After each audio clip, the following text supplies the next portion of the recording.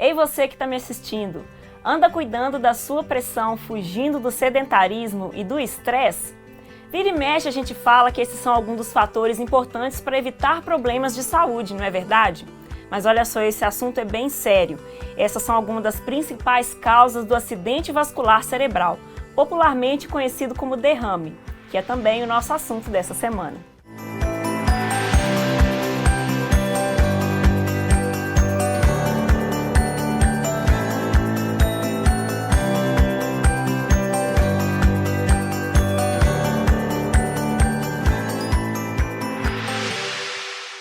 O Saúde em Dia de hoje recebe o Dr. Felipe Duarte Augusto, neurocirurgião, para falar sobre 10 coisas que você não sabe sobre AVC. Tudo bem, Dr. Felipe? Tudo bem, Tassiane? Prazer recebê-lo novamente no Saúde em Dia. Prazer todo meu, muito obrigado. Realmente as pessoas não estão sabendo muitas coisas aí sobre o AVC e derrame? Existem alguns mitos, né? Algumas coisas também que não são verdade, são falácias. É um assunto bem interessante. Tenho certeza que hoje a gente vai abordar muita coisa bacana aqui para todo mundo ficar antenado. Então vamos começar? Bom.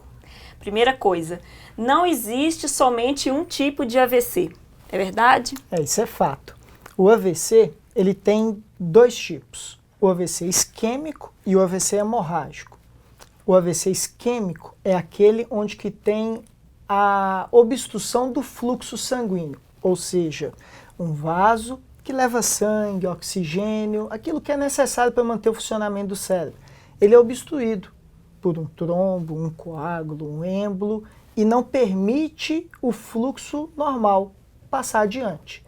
Uma área do cérebro que ia ser vascularizada sofre com essa falta do fluxo. E aí ela fica sem oxigênio ou sem sangue? Isso. E no sangue vai o oxigênio, a glicose, aquilo que é básico para a sobrevivência da célula neuronal, né? O outro tipo é o hemorrágico. Este, por sua vez, não é que tem obstrução no fluxo. Ele tem um extravasamento. Uma artéria, que é o nome que a gente dá para o vaso que leva o sangue, ela rompe e com isso o sangue vai extravasar. Então, um tem a obstrução do fluxo, o outro tem um extravasamento. Em ambos, uma área específica do cérebro vai faltar a circulação ali, né? E com isso aquela área vai acabar sofrendo, né? Esse é o acidente vascular cerebral. A gente comumente fala derrame e outras pessoas falam AVC, né, que significa acidente vascular cerebral, mas é a mesma coisa? Sim, é a mesma coisa, né? O derrame é um nome popular, um termo bem popular que pegou, né, com a população, todo mundo conhece com esse codinome, e AVC seria um termo mais técnico. Né? Número 2. A principal causa evitável do AVC é a pressão alta.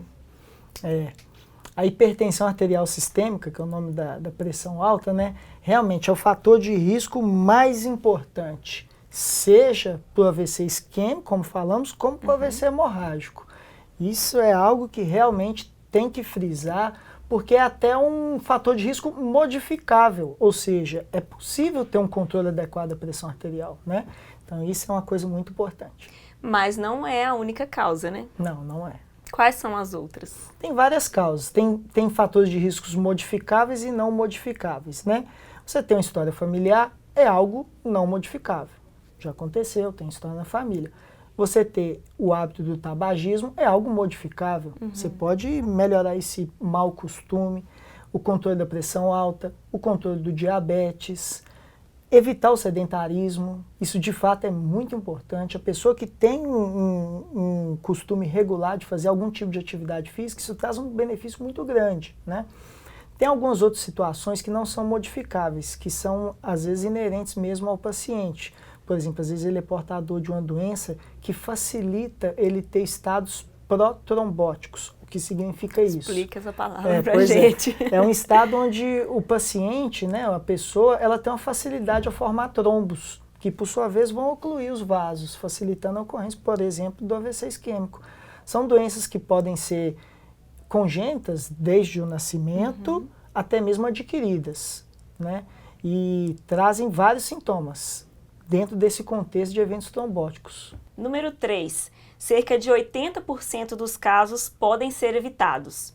Acho que entra muito no que você comentou, né, Felipe? Que tem uma parte dos fatores que são evitáveis e os outros que não são evitáveis, Sim. né? Para perceber comigo, Tassiane. AVC, acidente vascular cerebral. Acidente é aquilo que não se espera muito. Vascular, porque nós estamos falando de problemas que envolvem vasos, artéria. Cerebral, porque é intracraniano, né, dentro do cérebro. Só que falamos de hipertensão, que é a pressão alta, de diabetes, de tabagismo, de reposição hormonal, de sedentarismo. Uma pessoa que é hipertensa, diabética, não vai no médico, não toma remédio direito, é obesa, não faz nada, será que AVC, acidente vascular cerebral, é a melhor palavra? Assim, trágico, mas esperado, que alguma coisa essa pessoa vai apresentar. Ela não cuida da saúde, né? Então, assim, é possível fazer um cuidado com a saúde a fim de evitar esse tipo de evento, né? É verdade. Procede. Número 4. Durante um AVC, aproximadamente 120 milhões de células cerebrais morrem por hora. De fato, é uma quantidade muito grande, né? Porque nós temos inúmeras células dentro do sistema nervoso central. Mas eu vou me poupar de falar se... Não vou falar se isso procede, não. Eu desconheço, eu não tenho essa informação. Mas o que significa a célula morta? Significa sequela para o paciente? Tá. Aquela área que sofreu a falta dos nutrientes, do oxigênio, se o mecanismo de causa não for revertido, por exemplo, tem uma obstrução que não deixou os nutrientes chegar lá. Se não for desobstruído, vai passar um tempo, aquela área realmente ela vai padecer, ela vai morrer. Digamos que é uma área que é responsável pela movimentação do braço e da perna esquerda. Isso significa que esse paciente, invariavelmente, ele vai ter essa sequela para sempre? Não. Aquela área, realmente, ela morreu, o grupo de células daquela área. Mas hoje nós sabemos o conceito da neuroplasticidade. O que significa isso? Outras regiões do encéfalo, do cérebro, podem assumir a função daquela área. Entendi. Existe todo um trabalho a fim de estimular outras áreas cerebrais para desempenhar aquela função. Mas vai depender também dos tratamentos pós-AVC, né? Justamente, que é de suma importância. Eu comentei também da questão do tempo que se leva para o paciente buscar o atendimento. Isso influencia também nas sequelas? Influencia. Tem uma máxima que a gente fala que tempo é cérebro. Por quê? Existe a possibilidade de uma terapia farmacológica, ou seja, um medicamento, que pode ser aplicado por dentro da veia, a fim de desobstruir o vaso que tem ali um trombo, um êmbolo. E com isso, retornar o fluxo habitual. Isso faz com que, por exemplo, o paciente tenha uma redução na morbidade, na mortalidade, podendo inclusive até ter uma reversão dos sintomas. Às vezes um paciente que, de repente, por ter sofrido um AVC isquêmico, teve perda da força do lado esquerdo, ele é levado em tempo hábil até a unidade hospitalar, ele recebe esse tratamento e pode ter a reversão dos sintomas até por completo. Então a frase que vai ficar é tempo é cérebro. Tempo é cérebro. Tempo é cérebro. Daqui a pouco a gente continua falando sobre esse assunto.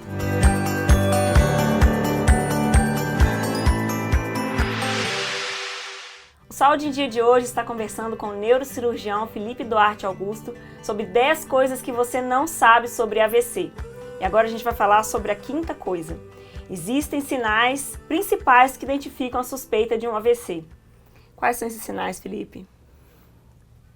A partir do momento que uma pessoa subitamente, ou seja, de repente, ela apresenta um desvio da rima, ou seja, a boca torta, perda de força em um lado do corpo, um prejuízo da fala, não consegue se expressar, esse paciente ele precisa ser levado à unidade hospitalar de imediato, né? Ele provavelmente está passando por uma experiência de sofrer o AVC, né? Mas essas coisas acontecem assim de repente? Subitamente. Inclusive isso é até uma peça-chave. Quando acontece subitamente, fala a favor da causa ser vascular. ou seja, sem um comprometimento que leve em conta vaso, que é o caso do AVC, né? Uhum. E elas têm que estar em conjunto? Você falou da questão da fala, o movimento, né? E acho que uma perda também sensorial, né? Alguma coisa. Isso. Elas podem vir conjuntamente, de forma comórbida, né? Ao mesmo tempo, mas não necessariamente isso é obrigatório. A pessoa ela pode ter, de repente, um prejuízo da fala. Não consegue falar mais. Às vezes tem um prejuízo leve da perda de força, tão leve que às vezes até um pouco imperceptível, mas de repente ela não consegue se expressar ou mesmo compreender, que são áreas diferentes cerebrais, né? A depender da área que for acometida, ela pode ter um prejuízo, seja de se expressar, seja de compreender, seja de perder a força muscular, né? É muito fácil notar quando é a perda de força, né? Que isso fica, digamos assim, saltando aos olhos, né? Mas existem outras alterações mais sutis, só que essas são as principais para identificar. Então, um desses sinais é suficiente para a gente ficar em alerta. Com certeza. E aí a gente deve correr pro... Com certeza. Isso aí. Não tem nada não que... perder tempo. Não tem nada que é para ser feito em casa, tipo um primeiro socorro, assim. Não. A primeira coisa é acionar o serviço de resgate, né? Para que possa levar esse paciente para a unidade de atendimento médico. E essa rapidez no atendimento, o que ela garante para o paciente? Garante a possibilidade de oferecer um tratamento mais adequado e até mesmo, como falamos há pouco, quem sabe até está dentro dos critérios para receber esse tratamento farmacológico que permite recanalizar, ou seja, permitir o fluxo novamente por esse vaso que pode estar obstruído se for AVC isquêmico, por exemplo. E no caso até reverter, né, Tem a possibilidade, né? Alguns pacientes, a depender do quadro, do caso, né? Isso é bem individual, ele tem a possibilidade de reversão completa até dos sintomas. Número 6. 1 em cada 4 pacientes que já sofreu um AVC terá outro. A partir do momento que o paciente ele teve um evento do AVC, fica nítido que a saúde em geral dele não vai muito bem. Ele provavelmente tem fatores de riscos importantes para a ocorrência. E esses fatores já estão instituídos. Também se passa a ser muito importante olhar com mais atenção, porque alguns desses fatores, alguns deles, são progressivos, né? Não é possível remediar de uma forma completa, reverter. Então, quando o paciente já tem um evento, a possibilidade de ter um novo ela é maior comparada à população geral que ainda não teve.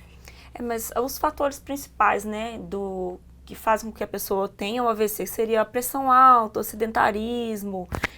Se a pessoa entrar num ritmo de vida melhor, ela tem menos chance de ter um novo AVC, no caso? Ela consegue reduzir a possibilidade a partir do momento que ela modifica alguns fatores de risco, mas ele persiste, a possibilidade de um novo maior comparado ao geral.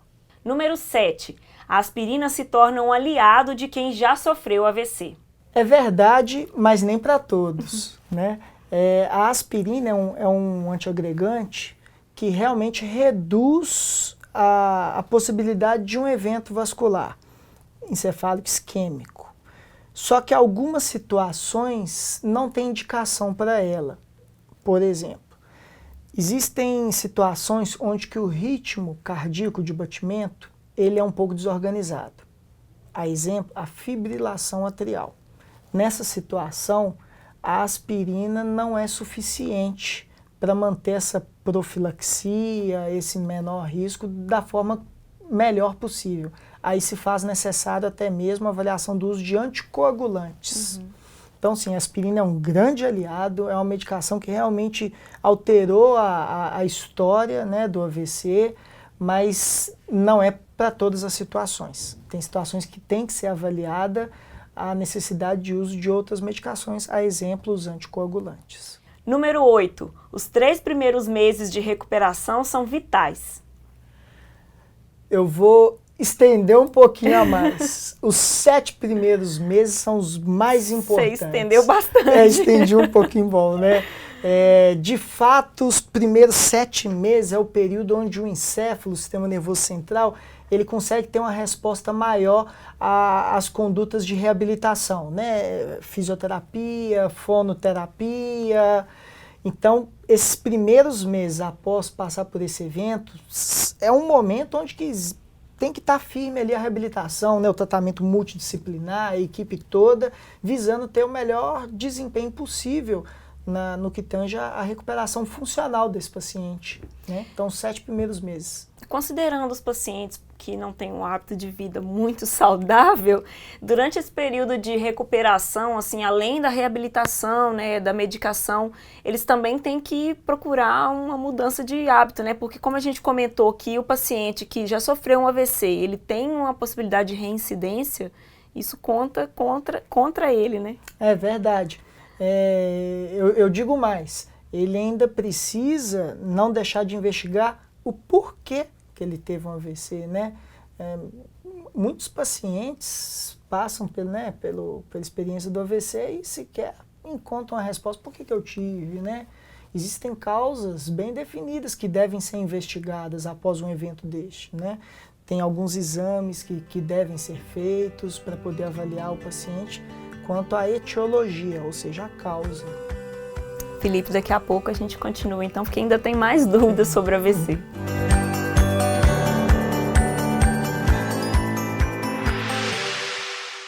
Você que nos assiste está por dentro das informações sobre acidente vascular cerebral? Hoje, Saúde em Dia, a gente está conversando com o Dr. Felipe Duarte Augusto sobre o assunto. Número 9. As mulheres têm fatores de risco específicos quando se fala de doenças cardiovasculares. A mulher, ela pode estar em algumas situações. Que situações são essas? Idade fértil, por exemplo. E pensa numa mulher que está na idade fértil com idade um pouquinho dentro deste período mais avançado, ou seja, 30 anos acima. Ela fazer o uso de anticoncepcional pode aumentar o risco dela ter um evento cerebrovascular e um risco até considerável, né? Os anticoncepcionais que são duais, ou seja, que usam 2 tipos de hormônios, eles aumentam a chance da mulher passar por um evento cerebrovascular. Existem opções de anticoncepcionais que não oferecem esse risco. Claro que tem, né, vamos dizer assim, um preço também. A gente sabe que existe a eficácia dessa terapia. A eficácia da terapia combinada ela é superior à terapia que não tem os 2 hormônios. Então, primeira coisa, o uso de anticoncepcional na idade fértil para certas mulheres pode aumentar o risco de um evento cerebrovascular. Uma outra condição é, por exemplo, quando a mulher está gestante, né? Tem o processo de gestação em andamento, onde algumas alterações hormonais, estados de hipercoagulabilidade, alteração dos níveis pressóricos, ou seja, ela tem uma situação clínica acontecendo com ela que favorece a formação de coágulos, de trombos que podem também desencadear o acidente vascular cerebral. E tem ainda a situação da mulher que já passou por essas fases, que a exemplo, às vezes procura a terapia de reposição hormonal, que realizada, feita sem um acompanhamento de perto, sem uma indicação formal, pode também aumentar o risco dessa paciente sofrer um AVC. 10. O AVC também pode acontecer com bebês, crianças e jovens. Pode. Existem algumas condições que a gente denomina de trombofilias. Por exemplo, o que são as trombofilias? São estados onde o paciente ele tem uma predisposição a formar trombos. E isso pode ser uma condição adquirida ou hereditária, né? Adquirida, por exemplo, tem várias situações. Tem uma síndrome chamada síndrome do anticorpo antifosfolípide. Ela predispõe a pessoa a ter esses trombos e isso pode desencadear uma isquemia cerebral, por exemplo. E isso acontece em qualquer idade. Nós temos casos de crianças, de adolescentes, adultos jovens passando pelo AVC, porque tem condições similares a essa, que predispõem à ocorrência de trombos no organismo. E essas condições, no caso, elas não dependem de fatores como sedentarismo, pressão alta, no caso, elas são coisas separadas. São situações diferentes. E não só essas condições sejam congênitas, adquiridas, mas até mesmo ambientais. Uma pessoa, por exemplo, que faz uso de substâncias ilícitas, cocaína, pode ter um AVC. Obviamente pelo uso da droga, pelo uso da droga. E isso, infelizmente, a gente sabe que tem muitos adolescentes, jovens, que infelizmente têm esse péssimo, né, esse costume aí. E independe. Se ela vai na academia, se ela não é sedentária, se é hipertenso, seria uma outra etiologia, uma outra causa, é secundária a essa condição. Mas essa situação, Felipe, no caso de bebês, né, e crianças, ela é rara? Felizmente, são causas menos prevalentes. Ainda bem, né? Ainda bem. Vamos agora ver o que a Marina trouxe no Conexão Saúde dessa semana. Olá! Você sabia que por ano mais de 17 milhões de pessoas sofrem com AVC? Pois é, depois de uma longa pesquisa na internet, descobri que durante o período de 12 meses, o número de brasileiros que passam por esse problema chega aos 400 mil. Os dados foram divulgados na revista Saúde, da editora Abril. Desses, 100 mil não sobrevivem para contar sobre a experiência difícil que é enfrentar um acidente vascular cerebral. Dos 60% que sobrevivem, metade acaba tendo algum tipo de sequela. Nem sempre a pessoa consegue fazer a reabilitação, por isso precisa de uma atenção especial. E tem mais um dado preocupante. A doença tem atingido cada vez mais os jovens. Um estudo realizado em Joinville, Santa Catarina, revela que a quantidade de pessoas com menos de 45 anos que tiveram um AVC aumentou em 62% nos últimos 10 anos. Precisamos olhar mais para nós e percebermos o que temos feito em função da nossa saúde. Alguns dos principais fatores que contribuem para o AVC são hipertensão, sedentarismo, colesterol alto e estresse. Que tal melhorarmos a alimentação, fazermos mais exercícios físicos e cuidarmos da nossa saúde emocional? Fica a dica.